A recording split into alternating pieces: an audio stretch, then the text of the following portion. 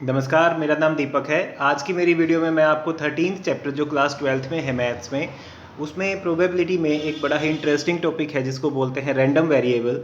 अब random variable क्या है उसको समझाने के लिए एक एग्जांपल आपके आगे है। मैंने 3 कॉइन्स टॉस किए हैं जिसका सैम्पल स्पेस मैंने लिखा है H H H, H H T या एच टी एच या टी एच एच या टी एच टी या टी टी एच या एच टी टी या T T T. Means 3 head, 2 head, 1 head और 0 हेड वाले केसेस यहाँ पे आपके आगे हैं। अब इस एक ही एक्सपेरिमेंट के सैंपल स्पेस में से जितने भी इवेंट्स आपको बन सकते थे आपने वो बना लिए हैं, वो 8 इवेंट्स हैं। अब इन 8 इवेंट्स में एक चीज को मैं नोट डाउन करना चाह रहा हूँ, वो है नंबर ऑफ हेड्स। मतलब इस किसी भी एक इवेंट को आप उठाएंगे और ये देखेंगे कि उसमें हेड कितनी बार आया है। मैंने ये वाला जब इवेंट उठाया तो उसमें मेरे को पता लगा नंबर ऑफ हेड जो है वो 3 है। उसके बाद अगर आप देखते हैं ये और ये 3 ऐसे इवेंट हैं जिसमें नंबर ऑफ हेड 2 है। उसके बाद ये 3 ऐसे इवेंट हैं जिसमें नंबर ऑफ हेड 1 है। और लास्ट में एक इवेंट ऐसा भी है जिसमें नंबर ऑफ हेड 0 है। तो आपने ये देखा कि एक ही एक्सपेरिमेंट के सैंपल स्पेस में ये एक ऐसा नंबर है जो वेरी कर रहा है, ये वेरी कर रहा है। अब ये कोई जरूरी नहीं है ये नंबर ऑफ हेड हो सकता था, मैं ऐसे भी पूछ सकता था कि नंबर ऑफ टेल। तो ये जो वेरिंग नंबर है, इस नंबर को ही हम रैंडम वेरिएबल बोलते हैं और इसको आप कैपिटल एक्स से या कैपिटल वाई से भी डिनोट कर सकते हैं। तो रैंडम वेरिएबल एक्चुअल में उस एक एक्सपेरिमेंट के सैंपल स्पेस से एसोसिएटेड एक नंबर है जो इवेंट्स के अकॉर्डिंग चेंज होता रहता है। अब इस रैंडम वेरिएबल के बारे में सबसे मतलब जरूरी जो 2-3 चीजें हैं वो क्या है। अगर आपके पास रैंडम वेरिएबल की वैल्यू किसी एक्सपेरिमेंट में आपने निकालनी है तो सबसे पहले आप देखिएगा जो भी रैंडम वेरिएबल है वो 0 से छोटा कभी भी नहीं आएगा। मतलब random variable can not be negative. तो एक तो वो 0 या 0 से बड़ा आएगा, दूसरा उसकी वैल्यू n से बड़ी नहीं आएगी। अब यहाँ पे n क्या है, नंबर ऑफ ट्रायल्स। मतलब जैसे 3 कॉइन्स थे तो मेरा नंबर ऑफ ट्रायल हो गया 3, तो 3 से बड़ी वैल्यू नहीं आएगी। दूसरी चीज, अगर रैंडम वेरिएबल की सारी पॉसिबल वैल्यूज आप निकाल चुके हैं, अब अगर इन सभी की प्रोबेबिलिटीज का सम आप देखेंगे तो वो सम भी आपको कंफर्म है कि वो सम आपके पास आएगा इक्वल टू 1 ही, क्योंकि किसी भी एक्सपेरिमेंट की जो टोटल प्रोबेबिलिटी होती है वो सिर्फ 1 होती है। तो यहां से ये 1 भी आएगा। तो दो चीजें आपने देखनी है, एक तो random variable can not be negative and cannot be greater than n. n is the number of trials. Second, the sum of all the probabilities of all possible values of random variable will be equal to 1 always. तो ये हमेशा 1 ही आएगी। अब इनकी probabilities निकालते हैं। चलिए, तो x मैंने लिखा है इस एग्जांपल के लिए नंबर ऑफ हेड्स। तो इसका मतलब जो x की वैल्यूज है वो एक केस में 0 भी आई है, एक में 1 आई है, एक में 2 आई है, एक में 3 भी आई है। अब मैं सभी की प्रोबेबिलिटीज लिख रहा हूँ x इक्वल टू 0। तो x का मतलब आपको समझना है कि x है क्या चीज, x है number of head. Number of head आए हैं इतने। तो आपको इस आउटकम सैंपल स्पेस के वो वाले इवेंट्स ढूंढने हैं जिसमें रैंडम वेरिएबल x की वैल्यू 0 है, यानी कि नंबर ऑफ हेड 0 है। तो ऐसा सिर्फ एक केस में हुआ। मतलब इस बार आंसर जो आया है इसका वो है 1/8। अगर आप प्रोबेबिलिटी निकालते when x is equal to 1, मतलब आपको रैंडम वेरिएबल 1 का मतलब नंबर ऑफ हेड्स है 1। तो वो सारे इवेंट्स देखिए जिसमें 1 हेड आया हुआ है, 1 2 एंड 3। तो it means favourable outcomes by total outcomes. फिर मैंने लिखा x is equal to 2, means number of head मेरा 2 आए हो। तो ये 2 हेड वाले ये 3 केसेस अगेन आपके पास आए हैं 3/8। And last is when x is equal to 3, मतलब 3 नंबर ऑफ हेड मेरे पास आए हैं। तो ऐसा केस मेरे पास सिर्फ एक ही है। अब सारी पॉसिबल वैल्यूज की आप प्रोबेबिलिटीज का सम देखिए, ये जो है वो 8/8 आने वाला है, ये सम आ जाएगा 8। अब अगर इस पूरी कैलकुलेशन को आप एक छोटी सी टेबल में रिप्रेजेंट कर दें, जैसे ये x की वैल्यूज है यहाँ पे और मैं जो नीचे की तरफ बॉक्स है उसमें आपको इनकी प्रोबेबिलिटीज लिखने वाला हूँ। ये x है, ये p है corresponding to this x. For 0 it is 1/8, for 1 it is 3/8, for 2 it is 3/8 and for last it is 1/8। तो इस टेबल को हम बोलते हैं प्रोबेबिलिटी डिस्ट्रीब्यूशन टेबल, जिसमें आपने प्रोबेबिलिटीज को डिस्ट्रीब्यूट कर दिया over their corresponding values of that random variable. तो ये आपका नया टॉपिक है, टॉपिक का नाम है random variable, and in this topic we want to find three things. So first is this probability distribution table, second is mean for the given data, and third is variance for the given data. तो mean और variance निकालने के लिए, उसके लिए अब आपको एक छोटी सी कैलकुलेशन और करनी है. अब आपके पास ये एक्सपेरिमेंट तो था ही, जिसकी आपने रैंडम वेरिएबल की वैल्यूज निकाल के और ये प्रोबेबिलिटी डिस्ट्रीब्यूशन निकाल दी. अब मैंने इसको इस तरह से अरेंज किया, ये मैं x की वैल्यूज लिख रहा हूँ 0 1 2 3, ये मैंने इनकी pi की वैल्यू लिखी 1/8, 3/8, अगेन 3/8 एंड 1/8. अब जो मीन है, mean of the expected of the data, उसको आप ex से भी लिखते हैं, उसको आप एक्सपेक्टेशंस भी बोलते हैं. तो मीन या ex या इसको म्यू से भी डिनोट किया जाता है. इसका फॉर्मूला होता है समेशन pi xi, मतलब आप प्रोबेबिलिटीज को उसके कोरस्पॉन्डिंग रैंडम वेरिएबल की वैल्यू से मल्टीप्लाई करके और उन सारी टर्म्स का सम कर देंगे. मतलब मैं इसको ऐसे लिख सकता हूँ कि 0 × 1/8 फर्स्ट वाला, मतलब ये दो मल्टीप्लाई हो गए और प्लस ऐड होंगे, फिर ये यानी 1 × 3/8 प्लस 2 × 3/8 और लास्ट में आएगा 3 × अगेन 1/8. तो जब आप इसको सॉल्व करेंगे ये तो 0 बन गया, ये बना 3/8 and plus this is 6/8 and plus this is 3/8, this is 12/8 means 3/2. तो जो इस गिवन डेटा का मीन आपके पास आएगा, वो मीन आपका 1 से छोटा 1 से बड़ा भी आ सकता है. तो ये था आपके पास मीन निकालने का फॉर्मूला. इसी की तरह एक नया फॉर्मूला और है. तो नया फॉर्मूला एक्चुअल में है वेरिएंस का. ये टेबल मैंने पूरी की है, इसमें आप देखिए मीन के लिए था pi xi, तो मैंने xi जो रैंडम वेरिएबल की वैल्यूज थी, उसके बाद उनकी कोरस्पॉन्डिंग प्रोबेबिलिटीज, फिर उनका प्रोडक्ट pi xi का प्रोडक्ट, और उस पूरी प्रोडक्ट का सम मैंने कर दिया जो आया था 12/8 सॉल्व होने के बाद 3/2. और फिर एक नया कॉलम आपको बनाना है जिसमें आप pi को xi के स्क्वायर से मल्टीप्लाई करते हैं, pi xi स्क्वायर. ये कॉलम मैंने निकाल दिया. अब वेरिएंस का फॉर्मूला है summation pi xi square minus summation pi xi whole square. तो pi xi स्क्वायर की वैल्यू मेरे पास ये 3 आई थी, मैंने पुट कर दी. ये वैल्यू 3/2 आई थी, उसका स्क्वायर होल स्क्वायर माइनस करना है. आप इन दोनों चीजों को ध्यान से देख लीजिए. ये pi को xi के स्क्वायर से मल्टीप्लाई किया गया है, जबकि ये pi xi के प्रोडक्ट के सम का स्क्वायर है. तो ये दोनों अलग अलग चीजें हैं. तो इसको सोल्व किया मैंने, मेरे पास आंसर आ गया 3/4. तो this is the variance for the given data. And एक नई चीज जो आपको निकालनी है वो है स्टैंडर्ड डेविएशन. स्टैंडर्ड डेविएशन निकालने के लिए आप वेरिएंस का स्क्वायर रूट करते हैं. स्क्वायर रूट करने से जो भी आंसर आएगा वो हमारे पास स्टैंडर्ड डेविएशन का आंसर है. आइए एक न्यूमेरिकल फिर से और समझते हैं इस टॉपिक. तो आइए क्वेश्चन को देखते हैं. नेक्स्ट क्वेश्चन है, from a lot of 30 bulbs which includes 6 defective bulbs, a sample of 4 bulbs is drawn at random. Find the probability distribution of number of defective bulbs. आपके पास टोटल जो options given हैं वो 30 हैं, 30 bulbs हैं. 30 में से 6 bulb जो हैं वो डिफेक्टिव हैं, और उस पूरे लोट में से, मतलब आउट ऑफ दिस 30 आपको एक एक्सपेरिमेंट करना है जिसमें आप 4 बल्ब निकालेंगे एट रैंडम. आपको ये नहीं पता उन 4 में से कितने डिफेक्टिव हैं, कितने जो है नॉन डिफेक्टिव हैं. तो इस डिफेक्टिव बल्ब की आपको प्रोबेबिलिटी डिस्ट्रीब्यूशन फाइंड करनी है. तो देखिए इस सब में आपको क्या क्या, तो देखिए आपके पास जो गिवन इंफॉर्मेशन है उससे आपको पता लगा टोटल बल्ब्स आपके पास 30 हैं, डिफेक्टिव है उनमें से 6. तो इसका मतलब प्रोबेबिलिटी ऑफ डिफेक्टिव बल्ब जो है उसको मैंने लिखा है P of D से will be equal to favourable outcomes by total outcomes, it is 1/5. And probability of non defective bulb means P of N non defective will be equal to, अब अगर 6 defective है तो obviously 24 non defective है, तो वो favourable by total से भी आप कर सकते हैं, या इस 1/5 को आप 1 में से माइनस करके भी लिख सकते थे. ये 4/5 आ गया. अब इन 30 बल्ब्स में से आपको कितने बल्ब का एक सैंपल निकालना है वो है 4. मतलब आप बल्ब निकालने का जो एक्सपेरिमेंट है वो 4 बार करेंगे, मतलब नंबर ऑफ ट्रायल्स बिकम 4. तो n आपके पास 4 है, और जिस चीज की प्रोबेबिलिटी डिस्ट्रीब्यूशन निकालनी है वो है नंबर ऑफ डिफेक्टिव बल्ब्स. तो मैंने नंबर ऑफ डिफेक्टिव बल्ब्स का नाम रख लिया capital X. Here X is the random variable. तो रैंडम वेरिएबल की वैल्यू ऐसा हो सकता है कि आपने 30 में से 4 बल्ब निकाले और चारों नॉन डिफेक्टिव आए, मतलब जो नंबर ऑफ डिफेक्टिव बल्ब है वो 0 आ गया. ऐसा भी पॉसिबल है कि 4 में से कोई एक डिफेक्टिव आए, या 4 में से कोई 2 डिफेक्टिव आए, या 3 डिफेक्टिव, या मे बी 4 में से चारों ही डिफेक्टिव आ जाए. अगर इनमें से कोई भी केस होगा तो वो किस प्रोबेबिलिटी के साथ होगा वो आपको अब समझना है। आप यहाँ देखिए p of x equal to 0।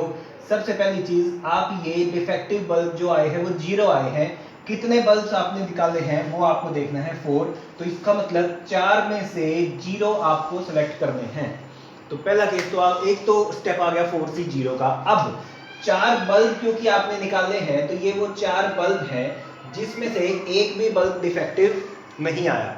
तो चारों के चारों बल्ब कैसे आए हैं? Non defective. नॉन डिफेक्टिव का मतलब first bulb is non defective with probability 4/5, second is again, third is again and fourth is again 4/5। तो इसका मतलब ये आपके पास प्रोबेबिलिटी है when probability of non defective, 0 defective bulb.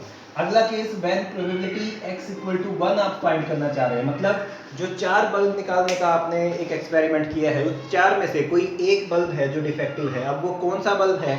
May be वो फर्स्ट पोजीशन पे हो, मे बी सेकंड पे, मे बी थर्ड पे, मे बी फोर्थ पे। तो इसके केसेस में एक बार आपसे डिस्कस करता हूँ। मे बी ऐसा हो कि डिफेक्टिव बल्ब आ गया पहले, फिर 3 नॉन डिफेक्टिव आ गए। इस केस में 3 नॉन डिफेक्टिव है और एक डिफेक्टिव है क्योंकि आप x इक्वल टू 1 को कंसिडर कर रहे हैं। ये वाली पॉसिबिलिटी तो ऐसे भी आ सकती है, एक डिफेक्टिव इसमें भी है, ये ऐसे भी आ सकती थी और ये ऐसे भी आ सकती है। इसका मतलब आपके पास कितने ऐसे केसेस बनने वाले हैं जिसमें नंबर ऑफ डिफेक्टिव बल्ब 1 है? वो केसेस हैं 4। तो अब ये कैसे आपको पता लग रहा है? आप लिखेंगे 4 सैंपल में से आपके पास एक डिफेक्टिव बल्ब आया, तो जब आप 4C1 की वैल्यू पुट करेंगे तो ये वैल्यू 4 ही आएगी क्योंकि ऐसे ऐसे 4 केसेस आपके पास बनने वाले हैं। अब उसके बाद 4 केसेस बनेंगे। कैसे केसेस? जिसमें आपके पास 4 बल्ब हैं, उन चारों में से एक डिफेक्टिव है। तो डिफेक्टिव बल्ब की प्रोबेबिलिटी है 1/5। अब वो आप किसी भी 4 में से एक प्लेस पे लिख सकते हैं। बाकी 4/5 इंटू 4/5 इंटू 4/5 ये सारे मल्टीप्लाई होंगे, ये भी मल्टीप्लाई होंगे। उसके बाद आ गया probability when x is equal to 2। अब ये 4 में से 2 डिफेक्टिव बल्ब, ऐसे ऐसे 4C2 का मतलब होता है 6, तो ऐसे ऐसे 6 केसेस हैं, वो आप लिख के देख भी सकते हैं। अब 2 बल्ब लेने हैं डिफेक्टिव तो 2 बार आएगा 1/5 और 2 है नॉन डिफेक्टिव तो 2 बार आएगा नॉन डिफेक्टिव का 4/5। नेक्स्ट है probability when x equal to 3, मतलब 4 में से 3 बल्ब डिफेक्टिव। डिफेक्टिव का मतलब 1/5 अगेन 1/5 अगेन 1/5, 3 डिफेक्टिव हैं लेकिन चौथा जो है वो नॉन डिफेक्टिव है, तो ये 4/5 आ गया। Last is when x is equal to 4। चारों ही डिफेक्टिव आने का एक ही केस हो सकता है और वो केस 4C4 से भी, 4C4 की वैल्यू भी 1 ही होती है। चारों डिफेक्टिव का मतलब है 1/5 1/5 1/5 1/5। तो ये आपकी सारी प्रोबेबिलिटीज की वैल्यू आ गई। अब अगर आपको इसकी डिस्ट्रीब्यूशन टेबल बनानी थी तो टेबल के लिए आपको एक छोटी सी x और y एक्सिस की एक इस तरह से एक टेबल आपको बनानी है जिसके अंदर आप एक कॉलम बनाएंगे जिसमें आप वैल्यूज लिखेंगे x की और दूसरी तरफ वैल्यूज ऑफ p की। तो x की वैल्यू 0 आई है, 1 आई है, 2 आई है, 3 आई है और 4 आई है। 1 की प्रोबेबिलिटी अगर आप इसको सोल्व करें तो 4C0 की वैल्यू आ गई है 1, ये 1 होता है। 4⁴ की वैल्यू आ जाएगी 256 और उसकी वैल्यू आएगी 625। तो 256/625 ये फर्स्ट की प्रोबेबिलिटी आ गई। सेकंड की अगर आप वैल्यू निकालेंगे तो ये 4C1 का मतलब 4 1 2 3 4 बार ही आ गया, तो इसकी प्रोबेबिलिटी भी सेम 256/625 आने वाली है। नेक्स्ट की प्रोबेबिलिटी, इसकी वैल्यू 4C2 की वैल्यू होती है 6। 4C2 को जब आप कॉम्बिनेशन के फॉर्मूले से जो 11th क्लास में आपने सीखा था उससे आप सोल्व करेंगे तो ये वैल्यू आएगी 6 और ये है 4 4 जा 16, तो ये आ गया 96/625। उसके बाद अगला है 4C3। 4C3 की वैल्यू होती है 4, एक 4 ये रहा आपके पास, तो 4 4 जा 16 एंड दिस इज 16/625 और लास्ट 4C4 की वैल्यू 1 होती है, तो ये आपके पास आ रहा है 1/625। तो अगर आप इस टेबल को देखते हैं तो ये है हमारे पास इस रैंडम वेरिएबल के लिए डिस्ट्रीब्यूशन टेबल या probability distribution table. Okay, next example is two dice are thrown simultaneously and if x denotes the number of successes we obtain, find the expectation of x। Expectation का मतलब है mean और mean आपको निकालना है तो आपको रैंडम वेरिएबल वाले मेथड का इस्तेमाल करना होगा। तो इसका मतलब ये सम भी रैंडम वेरिएबल टॉपिक का है, इसको आप ध्यान से अब समझिएगा। क्योंकि आपने इस एक्सपेरिमेंट में 2 डाइस को थ्रो किया है तो इसका मतलब जो नंबर ऑफ ट्रायल है वो है 2। n is equal to 2। और इसमें क्योंकि x डिनोट करता है नंबर ऑफ सिक्सेज, तो 6 आने की और 6 ना आने की जो प्रोबेबिलिटीज़ हैं वो मैंने पहले लिख ली। तो probability of getting a 6 on one die, एक डाई पे 6 आने के चांसेस होते हैं फेवरेबल बाय टोटल 1/6। 1/6 का मतलब, और प्रोबेबिलिटी ऑफ नॉट गेटिंग 6 का मतलब हो गया 5/6। तो अब मैंने लिखा let x denote the number of sixes, क्योंकि दो डाइस थ्रो हुई है या रोल हुई है। आप ऐसा हो सकता है दोनों में से किसी पे भी 6 ना आए, ऐसा हो सकता है कि दोनों में से किसी एक पे 6 आ जाए, और ऐसा भी हो सकता है कि दोनों में से दोनों पे ही 6 आ जाए। तो अब मैं इनकी बारी बारी से जो है डिस्ट्रीब्यूशन करना चाहता हूँ। Probability when x is equal to 0, आपके पास ट्रायल है दो में से किसी पे भी 6 नहीं आया, तो सबसे पहले आप लिखिएगा 2C0। अब दो डाइस हैं ये, ना इस पे 6 आया ना इस पे 6 आया, 6 नहीं आने के चांसेस हैं 5/6 इंटू दिस 5/6, और इसकी जो वैल्यू है 2C0 की वैल्यू 1 होती है, और ये बन गया 25/36। अगली है when x is equal to 1, दो में से एक पे आपको 6 चाहिए है तो 1/6 आ गया, दूसरी पे नहीं चाहिए तो 5/6 आ गया। 2C1 की वैल्यू होती है 2, ये 5 2 जा बन जाएगा 10 and this is by 36। Last है when p of x equal to 2, मतलब दो में से दोनों पे ही 6 आ जाए तो 1/6 और ये भी 1/6।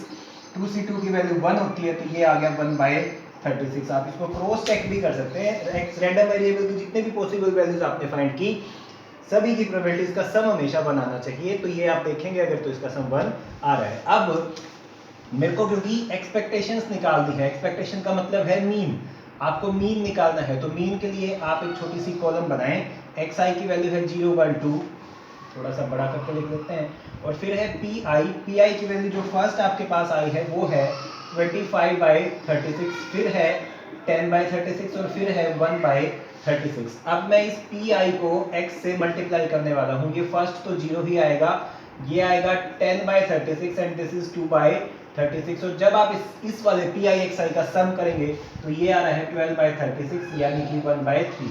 तो जो एक्सपेक्टेशंस ऑफ x हैं उसको ऐसे भी लिखा जाता है, उसको म्यू x से भी लिख देते हैं और उसको मीन से भी लिखते हैं, उसकी वैल्यू आपके पास आ गई 1/3। तो this is the example of finding mean और एक्सपेक्टेशन यूजिंग रैंडम वेरिएबल।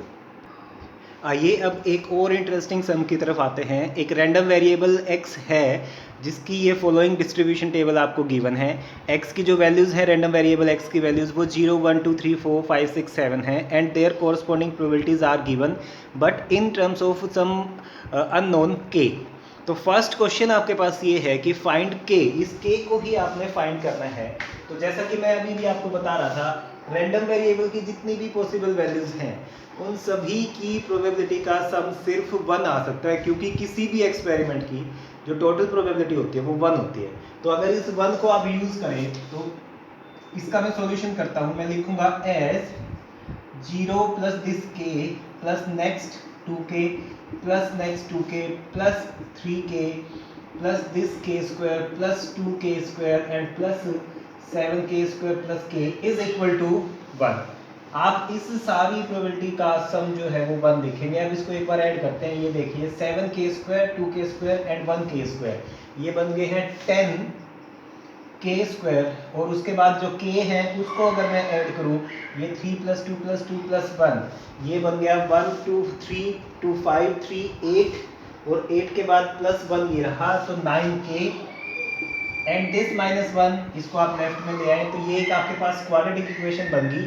इसको आप फैक्टराइज करें, इसको फैक्टराइज मैं ऐसे कर सकता हूँ 10k square plus 10k minus k and -1 is 0। तो इसको जैसे ही मैंने फैक्टराइज किया 10k आ गया कॉमन, यहाँ से बचा k + 1 और -1 आ गया common, k + 1 = 0। It means k + 1 into 10k - 1 is 0, यानी कि k की वैल्यू या तो -1 आएगी और या 1/10 आएगी। अब इन दो वैल्यूज को देखते हैं हम क्या दोनों पॉसिबल हैं। अगर आपने k की वैल्यू पुट कर दी -1 तो ये वाली वैल्यू बन जाएगी negative. Probabilities can not be negative, किसी भी प्रोबेबिलिटी इवेंट की नेगेटिव नहीं आ सकती, रैंडम वेरिएबल भी नहीं आता नेगेटिव और उसकी प्रोबेबिलिटी भी नेगेटिव नहीं आती। तो k की वैल्यू जो -1 है ये हो जाएगी रिजेक्ट, और k की वैल्यू आपके पास बचती है 1/10। इट मीन्स k की वैल्यू आपके पास आ गई 1/10 ये कैलकुलेशन करने के बाद। अब सेकंड पार्ट है कि we want to find the probability when random variable is less than 3। तो लेस देन 3 वाले जो केसेस हैं वो 2, 1 और 0 वाले हैं। तो इनकी प्रोबेबिलिटीज का सम आप देखिए कितना आ गया, 0 + k + 2k, यानी कि आंसर आने वाला है 3k, यानी कि 3 × 1/10 यानी कि 3/10। नेक्स्ट क्वेश्चन है when probability x greater than 6 में सिर्फ एक ही नंबर आएगा।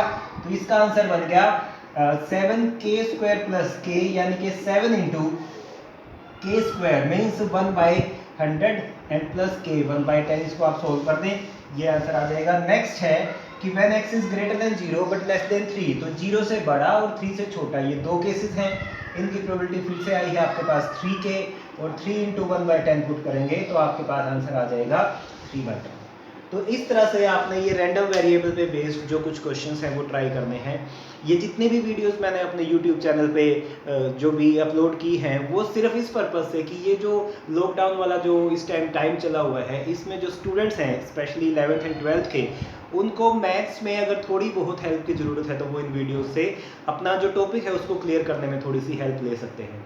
अब अगर आप एक वीडियो को देख के उसको अच्छे से समझ के उस वीडियो पे में जो भी टॉपिक है उस पे बेस्ड कुछ न्यूमेरिकल्स जो सॉल्व्ड हैं वो अगर आप ट्राई करें, और सोल्व न्यूमेरिकल करने के बाद अगर वो अच्छे से आपके सोल्व हो जाते हैं, क्लियर आपको वो कॉन्सेप्ट हो जाता है, तो जो कॉन्फिडेंस आप में आ जाएगा, उस कॉन्फिडेंस से अगर आप अनसोल्व्ड क्वेश्चंस को ट्राई करेंगे तो आपको ये टॉपिक जो है बहुत ही अच्छा क्लियर होगा।